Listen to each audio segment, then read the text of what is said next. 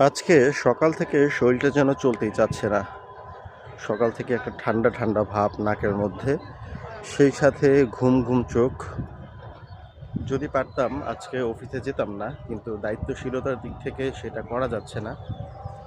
অফিসে প্রচুর কাজের চাপ, যেতেই হবে। ছুটি কাটানো মানে একদমই সেটা নিয়ম বহির্ভূত হয়ে যায়।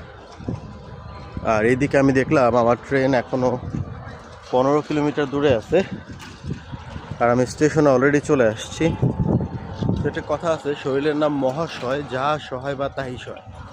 তো ঠিক এই উক্তিটাকে মানে মনে ধারণ করে শরীর খারাপ তারপরেও ছুটে চললাম অফিসের দিকে।